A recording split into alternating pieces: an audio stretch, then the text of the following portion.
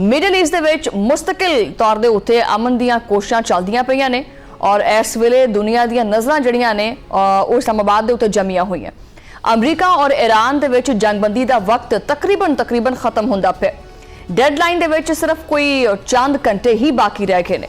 मुस्तकिल अमन दे दावे तां बहुत दूर, लेकिन जमीनी हकीकत जिहड़ी है वो कुछ होर ही नजर आंदी पई है। सफारती राबतियां दे विच काफ़ी हद तक तेजी आ गई है, लेकिन सरहदां दे उत्ते तनाव घट ही नहीं हुंदा पिया। अमरीकी सदर डोनाल्ड ट्रंप आपदी जिद दे उत्ते कायम है। ਉਹ ईरानी बंदरगाहां दी बहरी नाकाबंदी खत्म करना ही नहीं चाहता। ਉਹ नाकाबंदी तो ईरान का जिहड़ा मुआशी गला है उन्होंने घुटना चाहता है। दूजे पासे ईरान जिहड़ा है वो कहता जी असीं भी पिछे नहीं हटांगे। ईरान आपदे पुराने मौकफ दे उत्ते सख्ती दे नाल डट के खड़ा हो गया। पाकिस्तान की करदा पिया? पाकिस्तान इस वक्त इस तमाम सूरत हाल दे विच इंतहाई मुतहरिक नजर आंदा पिया। इस्लामाबाद मुज़ाकरात दे दूसरे दौर वास्ते काफ़ी पुरुमीद है पाकिस्तान और तैयारियां काफ़ी जोरों शोर नाल चलदियां पईयां ने और अरूज ते ने। दोनों वड्डे अफ्रीका नूं एक टेबल दे उत्ते बिठाण दी मुसलसल कोशिश चलदी पई है। पहला दौर होया, उस तो बाद दूसरा दौर आया। ये कोई एवें नहीं हो गया, इहदे पिछे मुसलसल एक सफारती कोशिश चलदी पई सी। इन्हां दे दरमियान शदीद बदअतमादी है। वो कोई बदअतमादी कोई साल 2 साल दी नहीं है, बल्कि 47 साल दी है। अमरीकी मीडिया CNN की रिपोर्ट बड़ी है ना, वो बड़ी अहम है, बड़ी इंपॉर्टेंट है। उन्होंने मुताबिक अमरीका और ईरान के दरमियान मुज़ाकरा जिहड़े ने वो बुध नूं इस्लामाबाद दे विच होणगे।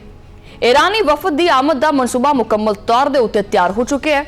अमरीकी नायब सदर JD वैंस भी इस्लामाबाद जिहड़े ने वो पहुंचते पे ने।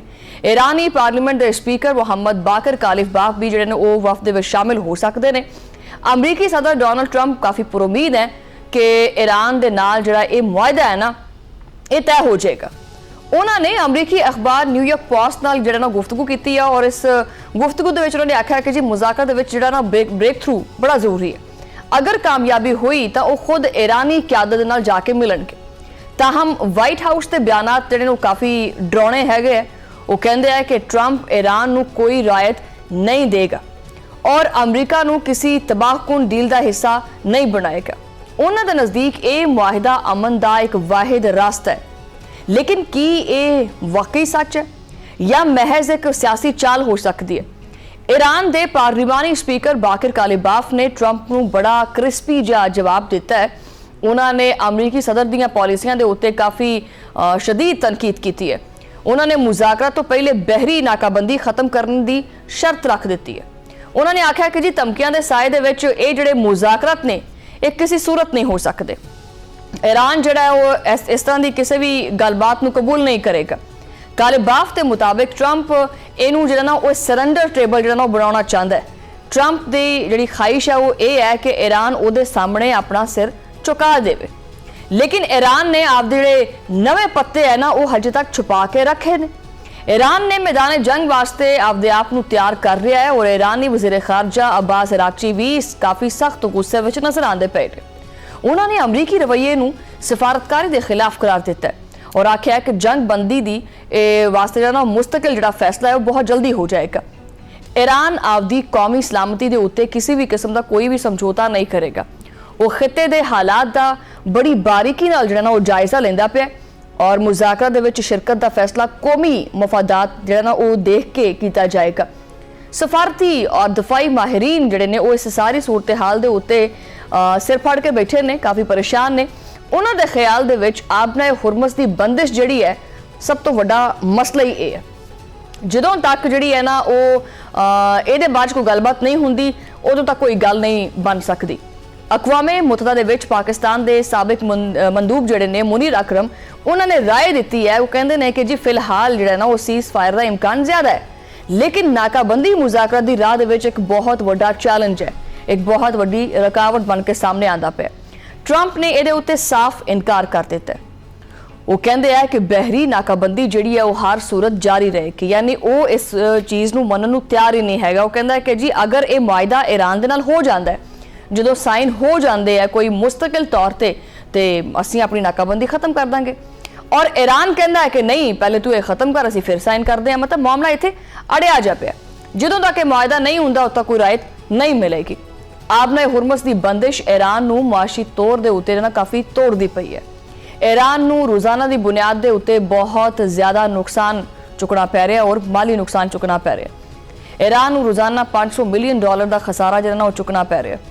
ਇਹ ਰਕਮ ईरान ਵਾਸਤੇ ਮੁਖਤਸਰ ਮੁੱਦਤ ਦੇ ਵਿੱਚ ਬਰਦਾਸ਼ਤ ਤਲਬ ਨਹੀਂ ਹੈਗੀ। ਅਮਰੀਕਾ ਇਸ ਮੁਆਸ਼ੀ ਦਬਾਅ ਨੂੰ ਇੱਕ ਹਥਿਆਰ ਦੇ ਤੌਰ ਦੇ ਉੱਤੇ ਇਸਤੇਮਾਲ ਕਰਦਾ ਪਿਆ।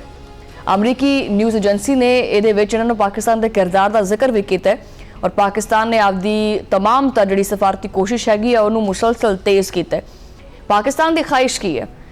ਪਾਕਿਸਤਾਨ ਦੀ ਖਾਹਿਸ਼ ਹੈ ਕਿ ਦੋਨੋਂ ਮਮਾਲਿਕ ਦੇ ਵਿੱਚ ਜਿਹੜੀਆਂ ਗੱਲਬਾਤ ਹੈ ਨਾ ਉਹ ਕਮ ਅਜ਼ ਕਮ ਲਾਜ਼ਮੀ ਸ਼ੁਰੂ ਹੋਵੇ। ਵਜ਼ੀਰ ਆਜ਼ਮ ਸ਼ਹਿਬਾਜ਼ ਸ਼ਰੀਫ ਦੀ ਸਦਾਰਤ ਦੇ ਵਿੱਚ ਇਸ ਸਿਲਸਿਲੇ ਦੇ ਵਿੱਚ ਅਹਿਮ ਇਜਲਾਸ ਵੀ ਹੋਇਆ ਜਿਹਦੇ ਵਿੱਚ ईरान ਨੂੰ ਮੁਜ਼ਾਕਰਾ ਦੇ ਉੱਤੇ ਕਾਇਲ ਕਰਨ ਦੇ ਬਾਰੇ 'ਚ ਇਤਫਾਕ ਵੀ ਕੀਤਾ ਗਿਆ। इसहाक डार ने भी अपने ਜਿਹੜੇ ईरानी हम मनसब ने अब्बास अरागची ਉਹਨਾਂ ਨਾਲ ਗੱਲਬਾਤ ਕੀਤੀ ਹੈ। ਦੋਨੋਂ ਵਜ਼ਰਾ ਨੇ ਜੰਗਬੰਦੀ ਦੇ ਅਮੂਰ ਦੇ ਉੱਤੇ ਇੱਕ ਦੂਜੇ ਦੇ ਨਾਲ ਕਾਫੀ ਡਿਟੇਲ ਗੁਫ਼ਤਗੂ ਕੀਤੀ ਔਰ ਖਿਆਲਾਤ ਦਾ ਇਜ਼ਹਾਰ ਵੀ ਕੀਤਾ। ਉਹਨਾਂ ਨੇ ਸਾਰੇ ਮਸਾਇਲ ਨੂੰ ਗੱਲਬਾਤ ਦੇ ਜ਼ਰੀਏ ਹੱਲ ਕਰਨ ਦੇ ਉੱਤੇ ਮੁਸਲਸਲ ਜ਼ੋਰ ਵੀ ਦਿੱਤਾ ਹੈ। ਇਲਾਕਾਈ ਅਮਨ ਇਸਤਹਿਕਾਮ ਵਾਸਤੇ ਇਹ ਮੁਜ਼ਾਕਰਾਤ ਜਿਹੜੇ ਨੇ ਹੁਣ ਨਾਗੁਜ਼ੀਰ ਨੇ, ਲੇਕਿਨ ਅਸਲ ਪੁਆਇੰਟ ਔਰ ਅਸਲ ਮਸਲਾ ਇਹ ਹੈ ਕਿ ਅਮਰੀਕਾ ਦਾ ਜਿਹੜਾ ਰਵੱਈਆ ਹੈ ਨਾ ਉਹ ਸਾਰਾ ਮਾਹੌਲ ਜਿਹੜਾ ਉਹ ਖਰਾਬ ਕਰ ਦਿੰਦਾ ਹੈ। ਅਮਰੀਕਾ ਦਾ ਇਹ ਦੋਹਰਾ ਮਿਆਰ ਜਿਹੜਾ ਉਹ ਖਿੱਤੇ ਵਾਸਤੇ ਇੰਤਹਾਈ ਖਤਰਨਾਕ ਸਾਬਤ ਹੁੰਦਾ ਪਿਆ। ਇਹ ਜ਼ਿੱਦੀ ਪਾਲਿਸੀ ਜਿਹੜੀ ਹੈਗੀ ਹੈ ਪੂਰੇ ਖਿੱਤੇ ਨੂੰ ਤਬਾਹੀ ਦੇ ਵੱਲ ਲੈ ਕੇ ਜਾ ਰਹੀ ਹੈ। ईरान ਨੂੰ ਸਮਝ ਲਓ ਕਿ ਦੀਵਾਰ ਨਾਲ ਲਾਉਣ ਦੇ ਮੁਤਰਾਦਿਫ ਹੈ।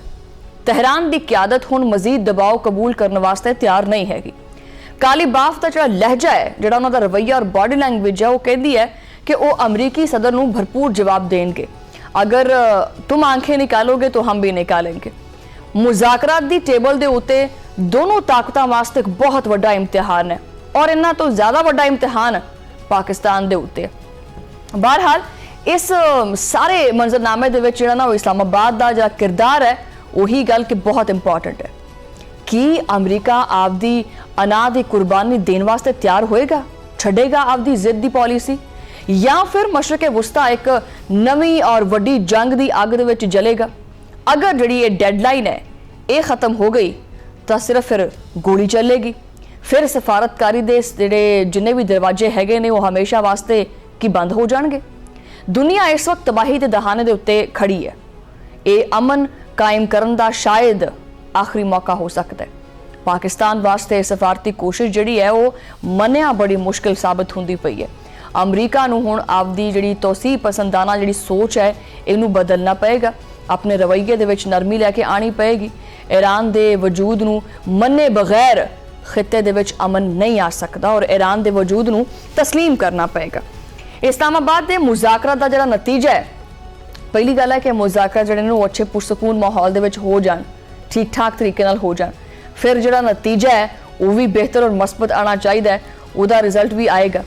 ਇਹ ਜਿਹੜਾ ਦਿਨ ਹੈ ਅੱਜ ਦਾ ਖਾਸ ਕਰਕੇ ਇਹ ਬੜਾ ਅਹਿਮ ਤਰੀਨ ਦਿਨ ਵੀ ਹੋ ਸਕਦਾ ਹੈ और दोनों तरफों वफूद की जी रवानगी है क्योंकि वह सिलसिला जारी है। ठीक है, जेडी वैंस का दौरा पाकिस्तान इस वक्त बड़ा अहम है और अहम इस वास्ते भी है कि कोई वो एक बार नहीं पिछले हफ्ते भी जेडी वैंस आया सी, मतलब वो वास्ते एक कोई सिटी टू सिटी ट्रिप हो गया ना। ठीक है, ये दूसरी बारी भी जेडी वैंस का पाकिस्तान आना है पाकिस्तान के कद और वकार को मजीद वधांदा है कि अमरीकी नायब सदर मुज़ाकरा दे विच जिवें पहले लचक दिखाई सी इस दफ़ा भी कोई लचक दिखाउणगे या फिर उही किते किते पुरानियां धमकियां भी चलदियां सी और बार बार जिहड़े मुतालबात ने वो भी दोहराए जांदे सी।